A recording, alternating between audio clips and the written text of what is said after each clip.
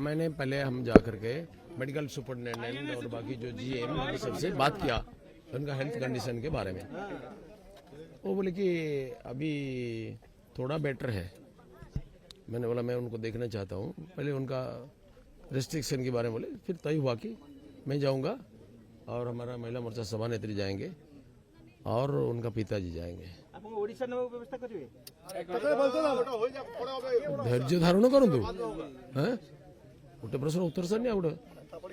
फिर हमने उनको मिला तो बहुत ही डिप्रेशन है, बात नहीं कर सकती है, बहुत भयभीत हो गई है, साइकोलॉजिकली बिल्कुल नर्वस हो गई है। हम थोड़ा उनको 20-25 मिनट उनको समझा बुझा करके उनको थोड़ा चार्ज करने की कोशिश किया। इमोशनली बहुत डाउन है, इसलिए उनका कॉन्फिडेंस बिल्डअप करने के लिए हमने कोशिश किया और उनको विश्वास दिलाने की कोशिश की हम पूरे उनके साथ हैं, उनका कोई दोष नहीं है।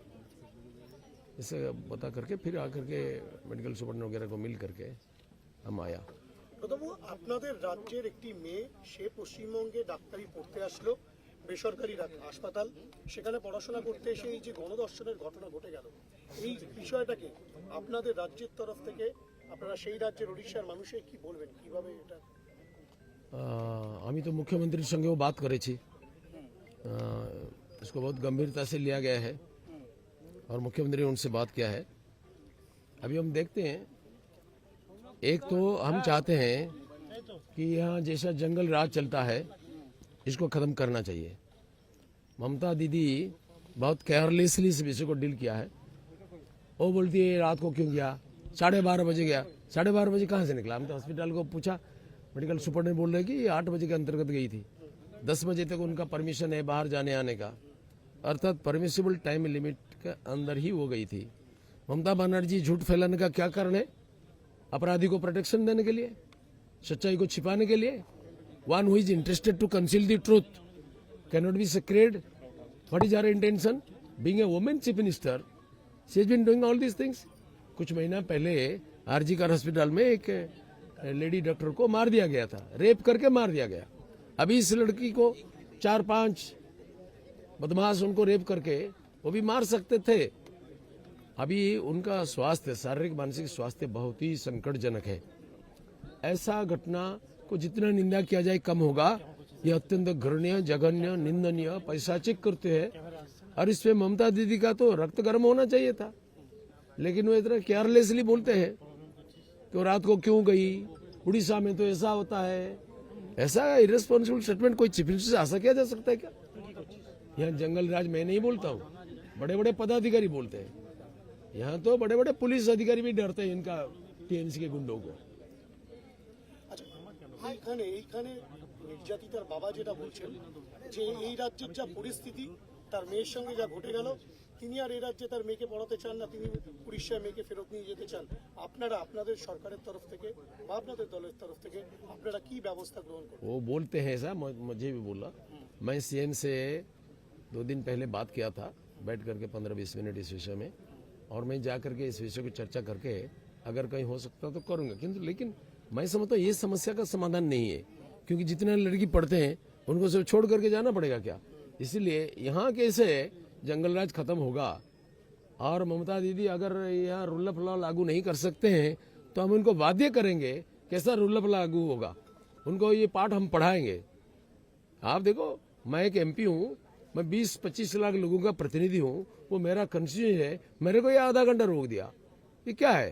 तुम हॉस्पिटल के प्रोटोकॉल के अनुसार तुम बोल सकते हो पेशेंट के पास ज्यादा लोग नहीं जाएंगे, लेकिन हम जाकर हॉस्पिटल अथॉरिटी से बात करेंगे, इसको भी तुम रोकोगे? अच्छा, हम तो ये मान करके 2-3 गए उनको मिलने के लिए, वो बालिका के साथ बात करके आए। हम तो इतने लोग गए थे, सब तो नहीं गए। इसलिए हम भी कानून जानते हैं, हम भी इस परिस्थिति का गंभीरता समझते हैं, लेकिन वो एक चीफ मिनिस्टर, विशेष करके कि महिला चीफ मिनिस्टर होकर के महिलाओं के प्रति कोई संवेदना नहीं, उल्टा उनको दोषी करार कर देते, दोषी कर देते। ये बिल्कुल गलत है। और मुझे ऐसा अनुभव होता है, आरजीकर हॉस्पिटल में जो हुआ, इसके बाद ये श्रृंखला आगे बढ़ता जाता है। और कई दिन पहले हमने देखा कैसे गुंडाराज इधर चलता था और संपूर्ण इनोसेंट लोगों को कितना मार किया था, कितना लोगों को बलात्कार किया था। इसमें उनका जो प्रतिक्रिया हमने देखा, ये वास्तविक लज्जाजनक है। इसलिए मैं चाहता हूं यहाँ पुलिस प्रशासन अपना जिम्मेदारी ठीक से निभाए और ममता दीदी तो अब जाने वाले हैं और उनको जाने की व्यवस्था भी किया जाएगा, क्योंकि बिल्कुल कर रही है कि आप पॉलिटिसाइज कर रहे हैं, आप बीजेपी पॉलिटिसाइज कर रही है इस पूरी घटना को। हाँ, और ये जो बोल रही है कि उड़ीसा में क्या होता है अर्थात जस्टिफाई करती हैं। दूसरी बात है ये बोलते हैं बालिका क्यों रात 12:30 बजे गई, कहाँ से ये खबर उनको मिला? हॉस्पिटल से जो बुलेटिन निकलता है वो 8 बजे के अंतर्गत गई, जबकि उनको 10 बजे तक परमिशन है, वो 8 बजे के अंतर्गत गई और ये हॉस्पिटल के सामने से उनको उठा करके ले गए, रेप किया। और फिर आज इतना प्रेशर नहीं होता पूरे देश भर में तो कुछ नहीं करते। क्रिमिनल का ये भूस्वर्ग है, ये परड़े सब क्रिमिनल्स हैं। कई घटना से मैं इसको साबित कर सकता हूँ। নির্যাতিতার বাবা চাইছেন যে সিবিআই তদন্ত হোক, আপনাদের তরফ থেকে কি আমি একই তার কথাকে সমর্থন জানাচ্ছেন? हम इस विषय को बात करके पार्टी के लेवल में सरकार से सीबीआई तदंत सरकार से बात करके होम मिनिस्टर से बात करके हम देखेंगे क्या हो सकता है। আদালত নির্দেশ দিয়েছেন যে কোনো রাজনৈতিক দল এখানে প্রবেশ করতে পারবেন না, শুধুমাত্র তদন্তকারী অফিসাররাই এখানে প্রবেশ করবেন। আপনারা তো সেই নির্দেশকে লঙ্ঘন করে তো नहीं, हमें राजनीतिक दल के हिसाब से नहीं आया। मैं एमपी हूँ, एमपी इज गवर्नमेंट, तो प्राइम मिनिस्टर भी राजनीतिक दल हो जाएंगे क्या? तो सीएम भी तो राजनीतिक दल, और तो टीएमसी का रिप्रेजेंटेटिव, वो कैसे आएंगी? এখনো পর্যন্ত তদন্তে আপনারা সন্তুষ্ট এই রাজ্য পুলিশ যা করছে? नहीं, हमारा संतुष्ट नहीं, हमारा संतुष्ट नहीं। मैं चाहता हूं कि इसका इंडिपेंडेंट इंक्वायरी हो, जल्द से जल्द इंक्वायरी का रिजल्ट सामने आए और सारे अपराधी को गिरफ्तार करके कठिन और कठोर दृष्टांतमूलक शास्ति विधान किया जाए और उनका फैमिली को अच्छे कंपेंसेशन दिया जाए और जनता को आश्वस्त किया जाए कि ऐसा घटना का रिपीटिशन नहीं होगा। ममता दीदी को रिस्पॉन्सिबिलिटी लेना पड़ेगा, वो नहीं बता सकते बालिका क्यों रात को गई, उनको बोलना पड़ेगा मेरा राज्य में जो हुआ इसका जिम्मेदारी मैं लेती हूं और मैं इसके लिए अपने को जिम्मेदार मानता हूं और इसका प्रतिकार करूंगा, इसका प्रतिकार जरूर करूंगी। अगर नहीं करेंगे तो इनको हमको शासन का पाठ पढ़ाना होगा, हम पढ़ाएंगे जरूर। अब उनका टाइम हो गया खुद से